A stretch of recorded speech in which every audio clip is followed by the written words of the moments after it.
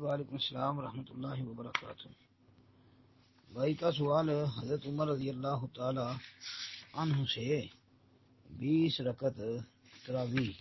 انہوں نے آغاز کروایا 20 رکعت تراوی کا۔ اچھا نہیں بھائی، ایسی کوئی روایت ثابت نہیں ہے کہ جس میں یہ آتا ہو کہ حضرت عمر رضی اللہ عنہ نے 20 رکعت کا حکم دیا ہو یا 20 رکعت پڑھی ہوں یا پڑھائی ہوں، ایسا کچھ بھی ثابت نہیں ہے۔ حضرت عمر رضی اللہ تعالی عنہ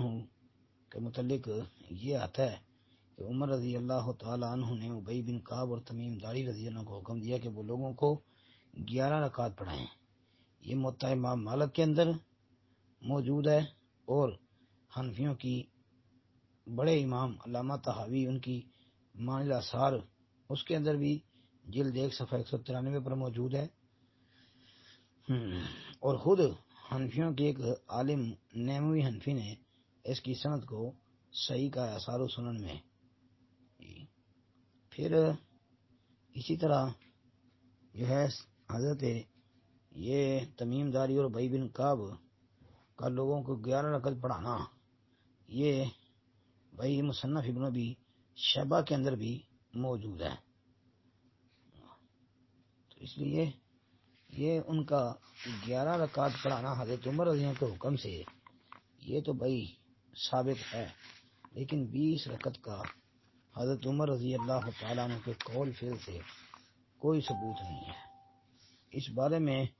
جو روایت پیش کی جاتی ہے وہ پایہ ثبوت کو نہیں پہنچتی، اس بارے میں جو روایت پیش کی جاتی ہے وہ پایہ ثبوت کو نہیں پہنچتی۔ آتا ہے حضرت عمر نے ایک آدمی کو 20 رکعت پڑھانے کا حکم دیا، مصنف ابن ابی شیبہ جلد 2 صفحہ 393، لیکن بھائی اس کی سند میں ایک راوی ہے یحییٰ بن سعید، اس نے حضرت عمر رضی اللہ عنہ سے ملاقات ہی نہیں کی، یعنی حضرت عمر کو انہوں نے پایا ہی نہیں ہے، تو ان کے درمیان یہ انقطاع ہے، تو منقطع روایت ضعیف ہوتی ہے، جیسا کہ اصول حدیث کے طالب علموں کو بھی خوب اس بات کا علم ہے۔